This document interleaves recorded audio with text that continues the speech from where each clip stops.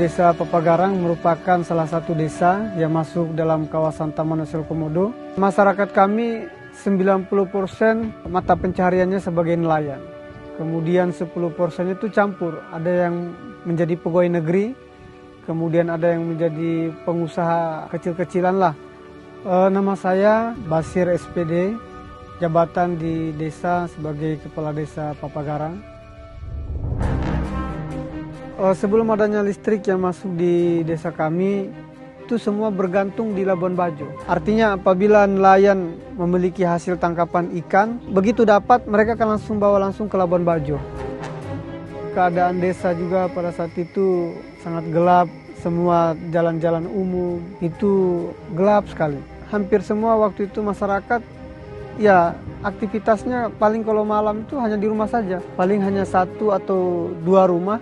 Lumayan mapan lah secara kehidupannya, sehingga hanya mereka yang mampu beli mesin genset pribadi, kemudian membuka usaha parabola. Setiap warga ingin nonton baik siang maupun malam ya harus bayar. Ruang gerak juga terbatas karena yang apa mau dikerja kalau malam hari. Segala upaya daya kami mudah-mudahan suatu waktu nanti di desa kami adalah sebuah keajaiban yang nantinya ada listrik yang masuk ke desa.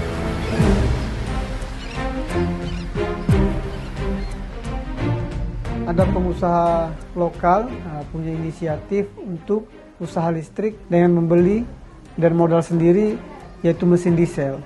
Mulailah dioperasikan daripada mesin diesel. Ini sekitar tahun 2005. Listrik dinyalakan itu kurang lebih jam 6 sore sampai jam 12 malam dimatikan. Setiap rumah dibebankan 10.000 untuk bayar. Sampai tahun 2016 pertengahan, Bapak Haji Jaidil ini sudah tidak mengoperasikan daripada mesin diesel lagi. Karena ada beberapa kendala, banyak alat-alat mesin yang sudah mulai rusak. Dan untuk mengantisipasi daripada alat-alat mesin yang rusak ini, bukan semerta-merta hari itu langsung ada, harus bawa ke Labuan Bajo dulu, kemudian untuk diperbaiki, begitu.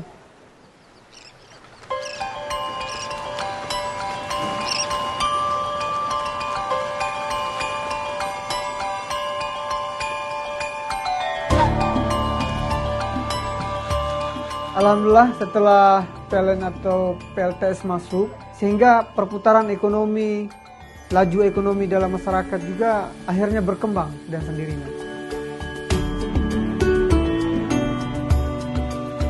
Ada warga saya, namanya Mas Iwan, dia ini ketika ada permintaan membuat perahu ketinting, kemudian membuat meja, kursi atau lemari, maka dia harus membeli genset pribadi dengan harga 3.800.000. Itu untuk mesin genset saja yang dia beli. Kemudian bensin yang harus dia pakai, dalam 1 bulannya itu kurang lebih 1.500.000. Semua pengeluarannya selama 1 bulan itu 1.500.000. Tapi sekarang setelah adanya PLTS, dia hanya bisa mengeluarkan 1 bulannya untuk pembelian pulsa listrik itu kurang lebih hanya 200.000. Kemudian ada namanya Bapak Musyahrani. Bapak Musyahrani ini menginisiatif bagaimana di Papagarang ini harus ada usaha galon. Dan harga 10.000 tanpa ada ongkos lagi, kemudian diantar langsung ke rumah pelanggan-pelanggan yang ingin membeli daripada galon. Dulu sebelum PLTS ini belum masuk di desa Papagarang, ya kita beli air galonnya, air minum bersihnya ya di Labuan Bajo. Dan harga 5.000 memang harga air galonnya, tapi biaya transportasi muat ke sini itu 30.000. Kemudian ada nama Ibu Wirnawati. Ibu Wirnawati ini kurang lebih selama 1 tahun ini membuat usaha es batu dengan harga 2.500. Kalau dulu di Labuan Bajo memang 35.000 es batunya, tapi untuk ongkos menuju Labuan Bajo itu lebih banyak, 30.000 PP, 40.000 sekarang. Nah, sementara kalau di sini hanya 2.500 satu batang.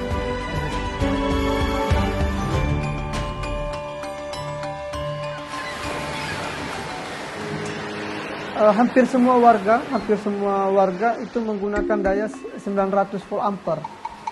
Dalam rumahnya mereka ini hanya misalnya menggunakan TV saja dan bola lampu listriknya saja misalnya.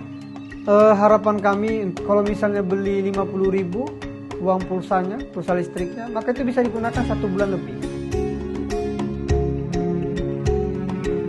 Mudah-mudahan ada penambahan daya lagi nanti.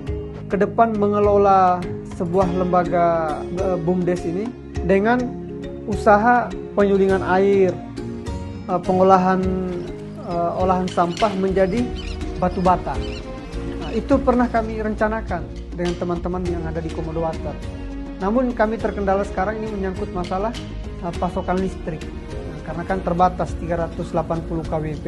Maka mudah-mudahan ini dipikirkan oleh PLN pusat maupun provinsi agar menjadi dasar bagi kami untuk bagaimana merencanakan pembangunan untuk jangka panjang ke depan.